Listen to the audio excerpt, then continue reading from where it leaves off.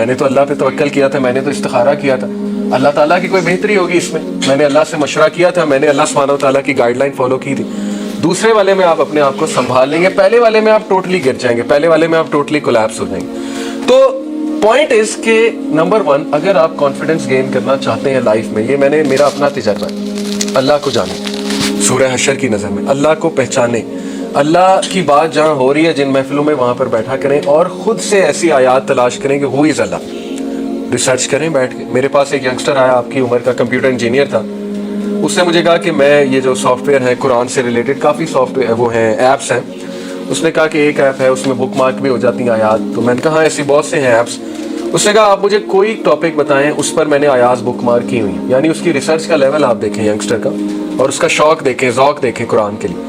میں نے کہا اچھا چلو ہوپ کا میں نے سکھا. اس نے ہوپ پر مجھے 4-5 آیات فوراً سے نکال کر پڑھا دی.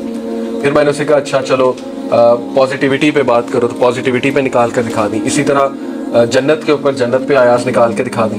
تو مائی پوائنٹ اس کہ دیکھیں وہ ینگسٹر یونیورسٹی اسٹوڈنٹ ہے, بلکہ یونیورسٹی سے گریجویٹ کر گیا, جاب ہولڈر ہے, ریسرچ کر رہا ہے, پڑھ رہا ہے, اور جنرل میننگز تو ہر بندہ قرآن سے ایکسٹریکٹ کر سکتا ہے. باقی یہ کہ جو فقہی باتیں ہیں اور ٹیکنیکل پوائنٹس ہیں اس کے لیے ایک استاد کا انتخاب کر لیا جائے اور اس سے سمجھا جائے کہ قرآن اصول تفسیر سمجھا جائے اس سے.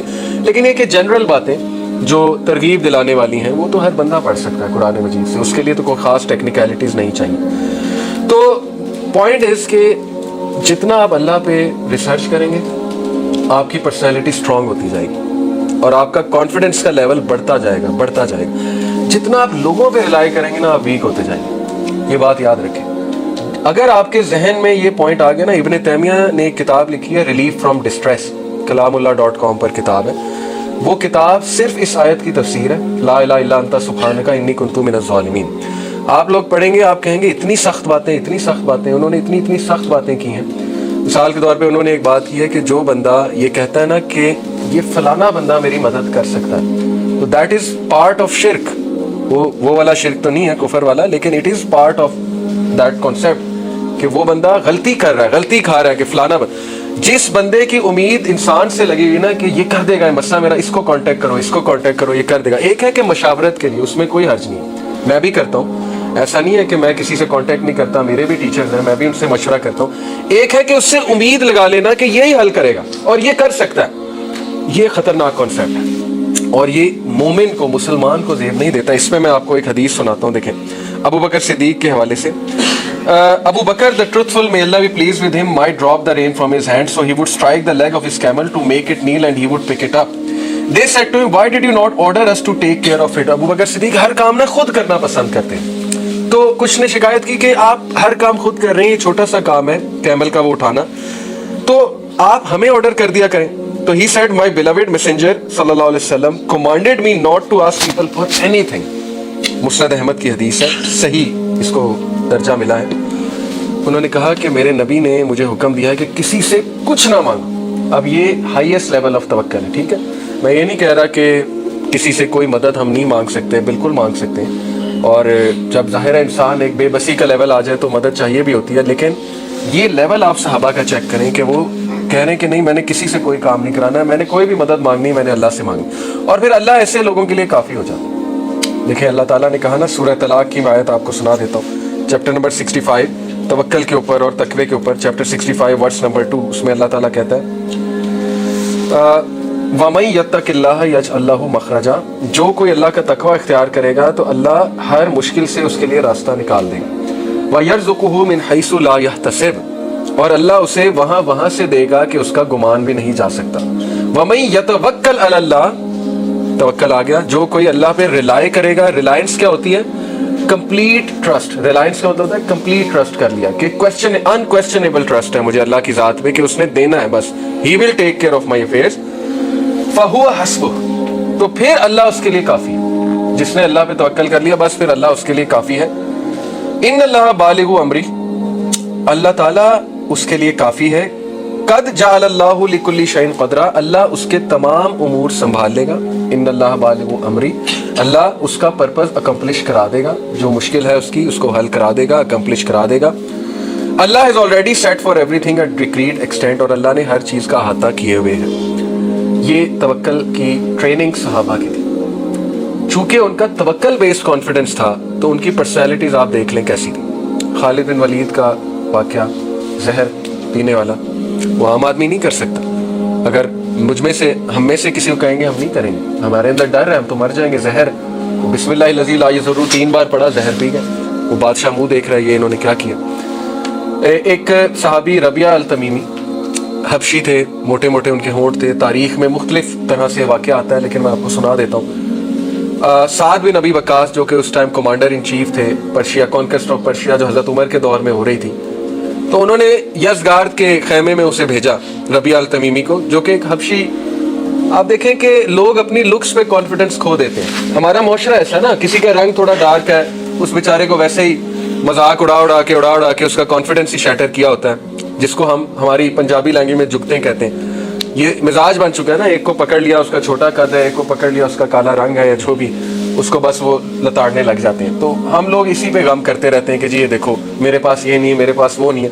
آپ سوچیں کہ وہ حبشی صحابی موٹے موٹے ان کے ہون اور انہیں سفیر بنا کر بھیجا. یزگارد جو ہے اس دور کا آپ کہہ لیں کہ ٹرمپ تھا یا اس دور کا اوباما تھا, یعنی پرشیا کے کنگ کی طرف بھیجا. اور وہ ان کے ہاتھ میں نیزہ تھا اور وہ نیزے کو مارتے ہوئے قالین پہ, بڑا مہنگا قالین خیمے میں ظاہر ہے, اس پر مارتے ہوئے جا رہے ہیں. اور وہ جو درباری ہیں وہاں کے, وہ کہہ رہے ہیں کہ پتہ نہیں کون گستاخ ہے کہ ہمارے خدا کے سامنے جانے کی تمیز ہی اس کو نہیں ہے, کیونکہ یزگارد ان کا سو کالڈ فالس گاڈ تھا. تو وہ ایک نے پوچھا کہ اے شخص, بدتمیز شخص, تجھے تمیز نہیں ہے کہ تو ہمارے خدا کی طرف جا رہا ہے, تو یہ کیا طریقہ ہے. تو ان کے کانفیڈنس کا لیول چیک کریں, ان کے ایکسپریشنز چیک کریں. پہلی تو بات, وہ جو وہاں پہ بیٹھے ہوئے تھے نا لوگ, انہوں نے کہا کہ یار میں نے آج تک کسی حبشی کے چہرے پہ ایسا کانفیڈنس نہیں دیکھا, یہ جو کانفیڈنس مجھے اس کے چہرے پہ نظر آ رہا ہے. تو وہیں سے ان کی سائیکولوجیکل شکست ہو گئی تھی کہ اس کا چہرہ دیکھو, اس کا چہرہ بتا رہا ہے کہ یہ کس کانفیڈنس سے آ رہا ہے. اور پھر جو انہوں نے الفاظ کہے, انہوں نے کہا کہ جا اپنے خدا کو جا کے بتا دے کہ میں اس کے خدا سے آیا. یہ ان کا جواب تھا. دیٹس اٹ, 1 لائن جواب. تو یہ صحابہ کی پرسنالٹیز کبھی آپ سٹڈی کریں گے, اتنا کانفیڈنس ان میں کہاں سے گیا تھا. جلیبیب کی کیس سٹڈی ہے.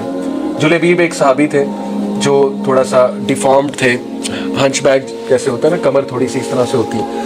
اور جلیبیب کا مطلب ہی ہوتا ہے دا ریپلسو ون, دی اگلی ون. ان کا نام ہی جلیبیب تھا کہ دیکھنے کا دل نہیں کرتا تھا. اللہ معاف کرے, یہ ہم تو صحابہ کی گستاخی کبھی نہیں کر سکتے, لیکن نام ہی یہ پڑ گیا ان کا. اور ہمارے لیے تو ایک صحابی, چاہے وہ جس بھی لیول کے صحابی ہیں, تو ہم تو ان کی مٹی کے برابر بھی نہیں ہو سکتے, جو جوتے پہ لگی مٹی ہے اس کے برابر بھی نہیں ہو سکتے. تو بہرحال ان کا نام ہی یہ تھا. تو ان کی آپ کیس اسٹڈی دیکھ لیں. اسلام قبول کیا, پروفٹ صلی اللہ علیہ وسلم کی محفل میں بیٹھتے تھے, اللہ کا تعارف ہو گیا انہیں, اللہ کی معرفت ہو گئی, ایک ویژن مل گیا, پرپس مل گیا.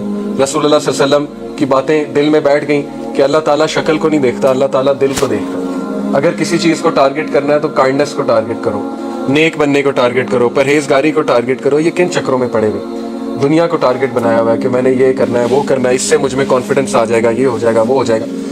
اور تاریخ گواہ ہے کہ وہ صحابی جس کا قد بھی چھوٹا تھا, اس کی شادی بھی کرائی رسول اللہ نے. پورا واقعہ ہے, آپ سن سکتے ہیں یوٹیوب پہ. جلیبیب بہت کامن واقعہ ہے. نہ صرف شادی کرائی, وہ صحابی جہاد کرنے بھی چلا گیا اور کہا کہ میں اپنے نبی کو کیوں نہ ان کو سپورٹ کرنے جاؤں, شہید ہو جاتے ہیں وہاں جہاد کے موقع پہ.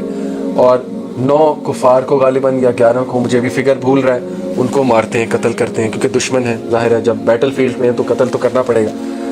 تو یہ کیسے کانفیڈنس آ جاتا ہے ان میں. ایک بندہ جس کو پرپز ہی نہیں پتا اپنا, جس کو لوگ کہہ رہے ہیں کہ ریپلسو ون ہے, جس کو بچے بھی ہیں وہ پتھر مار رہے ہیں, اور نہ ان کے کوئی باپ کا پتہ ہے نہ ماں کا پتہ ہے, وہ اکیلے رہتے ہیں, بس معاشرے کا دھتکارا ہوا انسان ہے. وہ انسان تلوار اٹھا لیتا ہے, جہاد کرنے پہنچ جاتا ہے, اور کتنے جو ہے وہ دشمنوں کو مار آتا ہے, اور اس کے بعد اس کا کانفیڈنس لیول آپ دیکھیں, ان کی باتیں دیکھیں.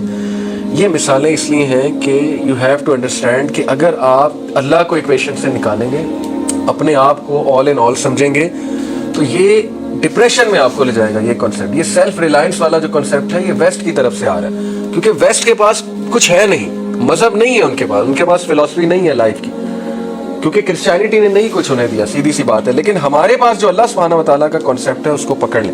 اوکے, اللہ تمام امور سنبھال لے گا. اچھا, تو سیلف ریلائنس بیسڈ کانفیڈنس کا مسئلہ یہ کہ نمبر 1, اس میں بندہ فارگیٹفل آف اللہ ہو جاتا ہے, اللہ کو یاد بھی نہیں کرتا, اللہ سے مدد بھی طلب نہیں کرتا, استخارہ بھی طلب نہیں کرتا اللہ سے, اللہ تعالیٰ سے دعا بھی نہیں کرتا, اللہ کو بھولا ہوا ہے بندہ, وہ کہتا ہے سب کچھ میں کر لوں گا, پلان بناتا رہتا ہے, اللہ سے کوئی بھی دعا نہیں ہے, مشاورت ہے.